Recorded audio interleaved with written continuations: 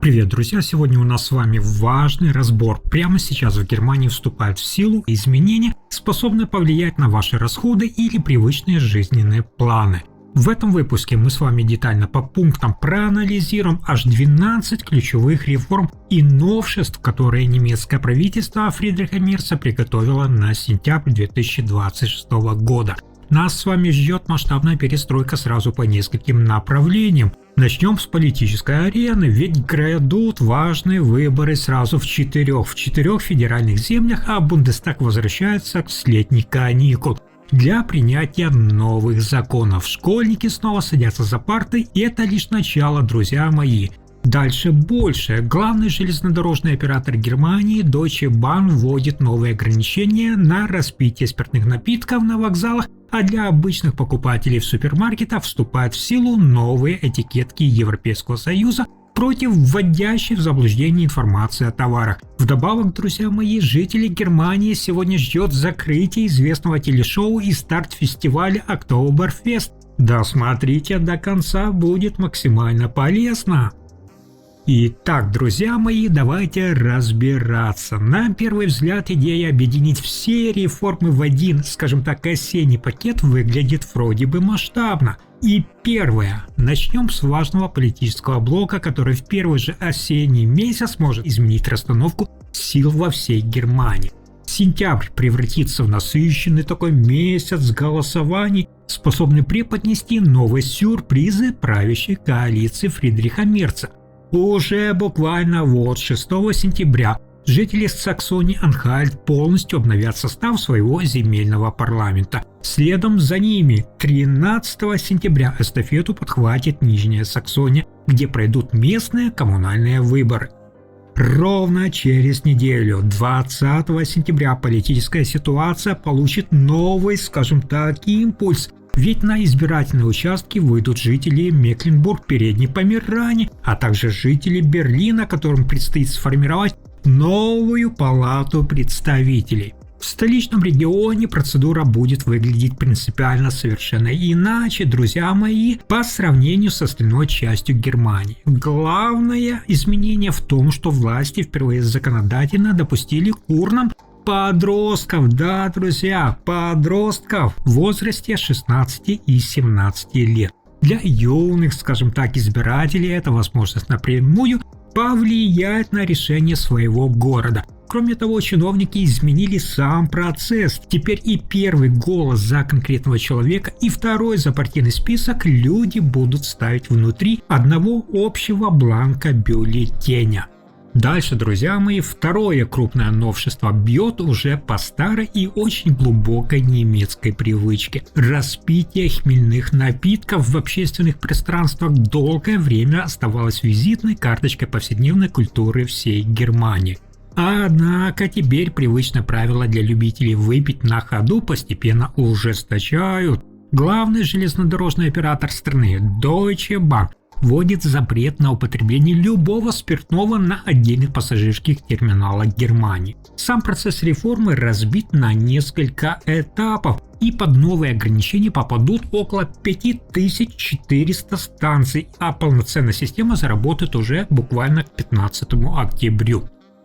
Первые ограничения начнут действовать с 1 сентября. В эту дату пить пиво официально запретят на центральном вокзале столицы Берлина, а также на главных перронах Киля и Брауншвейга. Важный, друзья, юридический здесь нюанс. Новые правила распространяются исключительно на общие залы и перроны. То есть, если вы сидите внутри привокзального кафе или ресторана, это ограничение на вас не распространяется. Ограничения не касаются и самих поездов, ведь в вагонах ресторанов холдинга алкогольные позиции остаются в меню. Нарушители, друзья мои, могут попросить покинуть территорию станции, а при повторном нарушении возможны дополнительные ограничения на посещение. Дальше. Третий пункт нашего разбора напрямую затрагивает миллионы семей, которым предстоит перестроить привычный домашний график.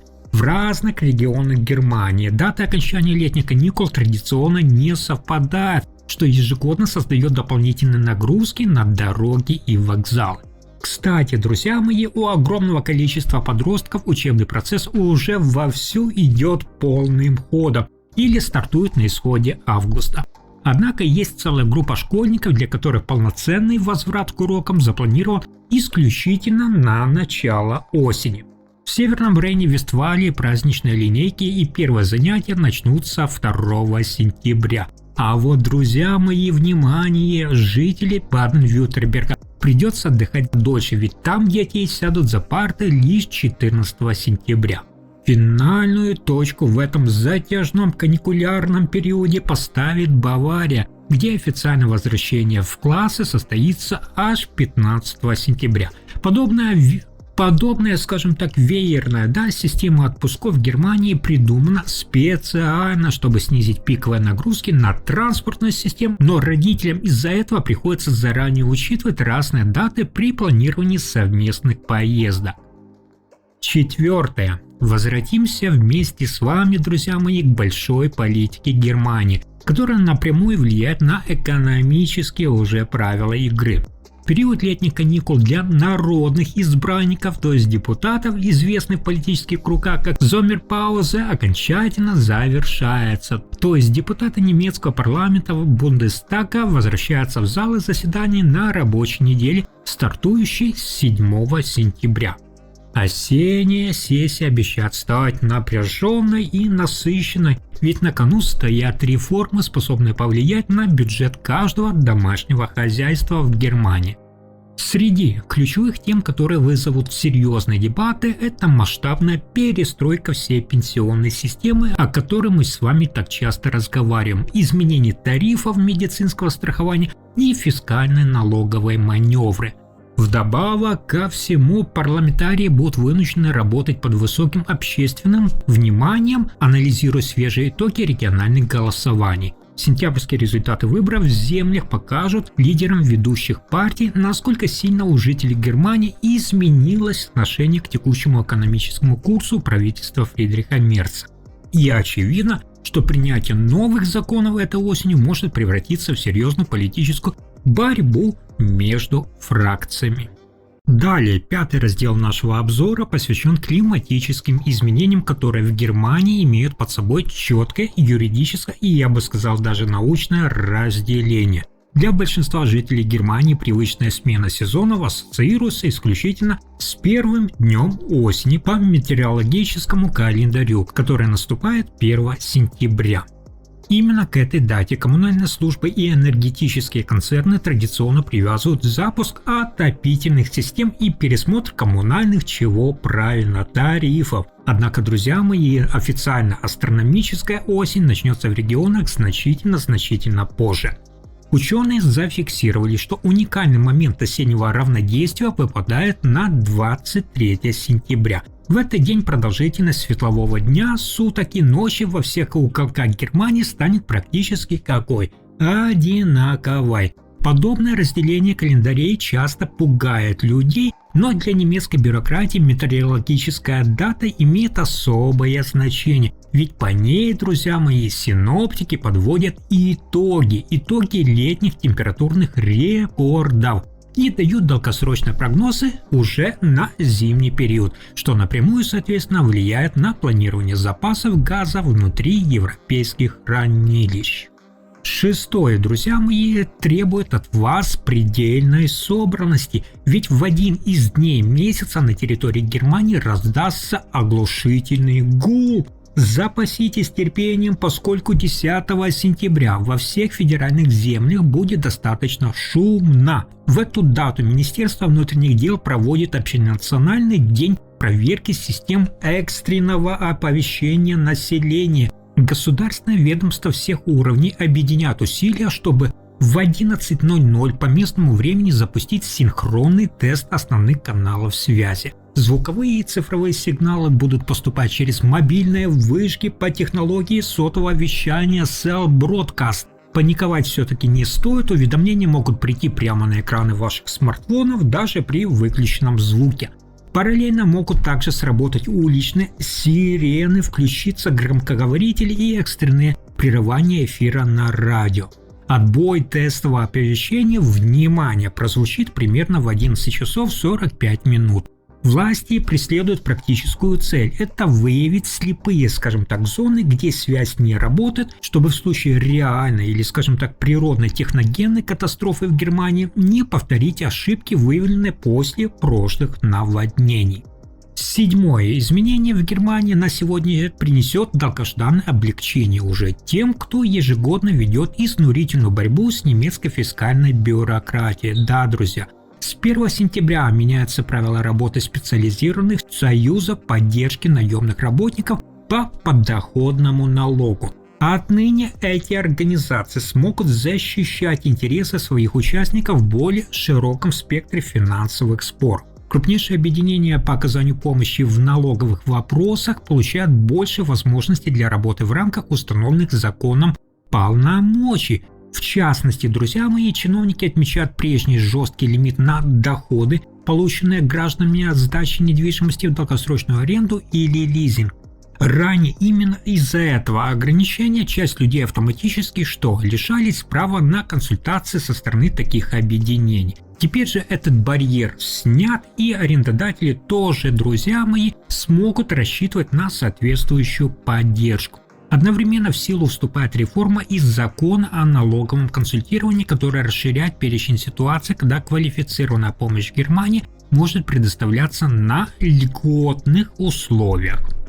Восьмым, друзья, по счету масштабным новшеством месяца становится серьезный сдвиг в цифровых правах пользователя, который ограничивает преимущества крупных технологических компаний Германии.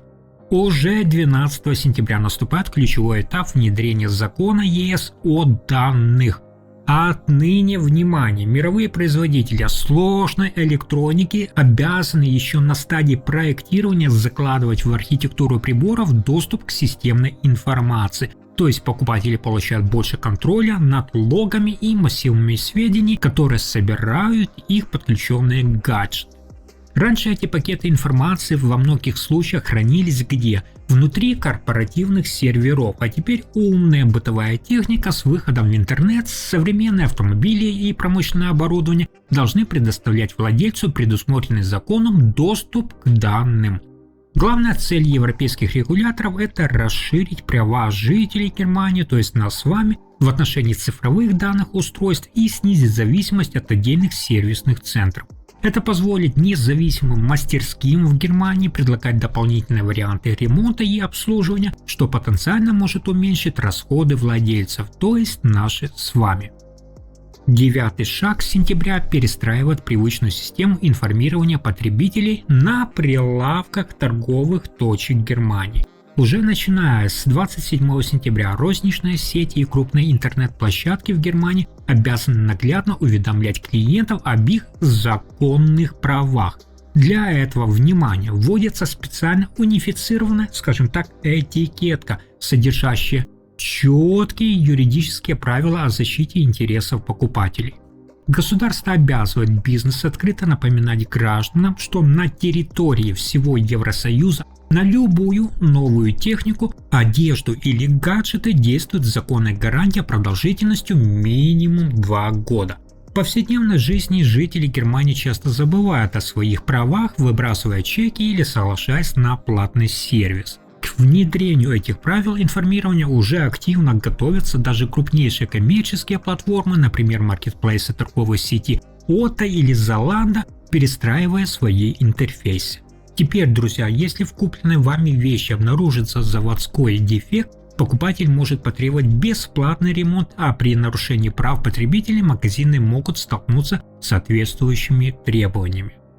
Десятая, друзья мои, крупная реформа месяца объявляет тотальную войну лживому экологическому маркетингу, на который годами ловились доверчивые покупатели.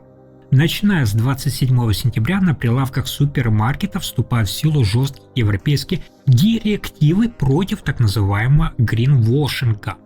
В основу этих ограничений легла масштабная программа Евросоюза по защите прав потребителей в рамках глобального зеленого перехода, известная в юридических кругах как директива МК. Ее главная задача – это полностью заблокировать бренду возможность нагло рекламировать свои товары с помощью размытых, скажем так, общих и абсолютно ничем не подтвержденных экологических обещаний. Раньше, вы знаете, наверное, корпорации манипулировали сознанием людей. К внедрению жестких экологических стандартов уже сейчас вынуждены приспосабливаться и крупнейшие производители бытовой химии, например, те же заводы торговой марки Henkel или концерна Procter & Gamble, полностью перестраивая свои упаковочные линии. Теперь такие модные слова, например, как климатически нейтральный, экологически чистый или биоразлагаемый, запрещено лепить просто так на упаковку. Если фирма не способна предоставить железное, скажем так, доказательство независимых экспертиз, ей грозят колоссальные штрафы за обман. При этом, друзья мои, легальные государственные знаки вроде общеевропейской эко-маркировки останутся в законе. 11-й по счету сентябрьский пункт знаменует собой финал целой эпохи в медийном пространстве Германии, заставляя миллионы людей внимательно следить за событиями на экранах телевизоров. Уже, друзья мои, 6 сентября на главном общественном вещателе Das Erste состоится финальный эфир популярной развлекательной программы Immer wieder Sonntag со знаменитым бессменным, скажем так, ведущим Штефаном Россом. Это известное воскресное шоу с приглашенными звездами, живым оркестром и музыкальными номерами полностью закрывается после окончания текущего сезона. Напомню, друзья мои, исторический проект радовал целое поколение жителей Германии и выходил в эфир с далекого еще 1995 года. Чтобы немного смягчить последствия для зрителей, 13 сентября в эфирную сетку пустят специальный ностальгический выпуск с подборкой самых ярких, смешных и трогательных моментов. Представители медийной компании СВР официально объясняют это решение затяжным кризисом, сложной экономической ситуацией на рекламном рынке и масштабной внутренней реструктуризацией всей своей сетки вещания.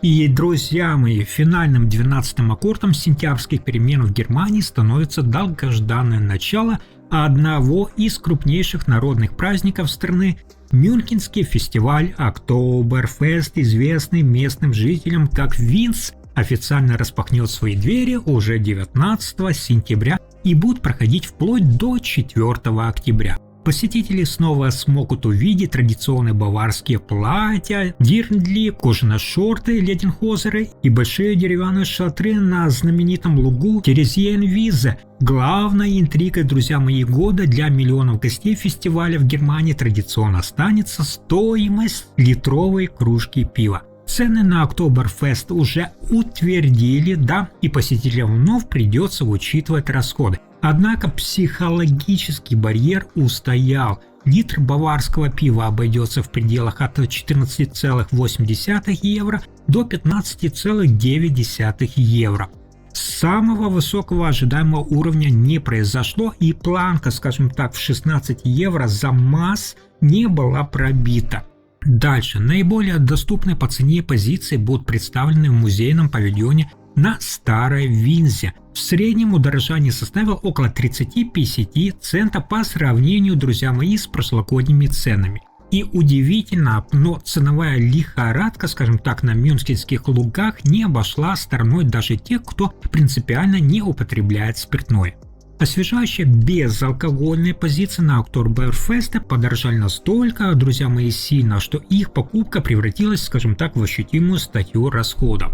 Внимание! За литр обычного лимонада в павильонах придется выложить в среднем 12,47 евро, а простая столовая вода обойдется семейному бюджету примерно в 11,13 евро.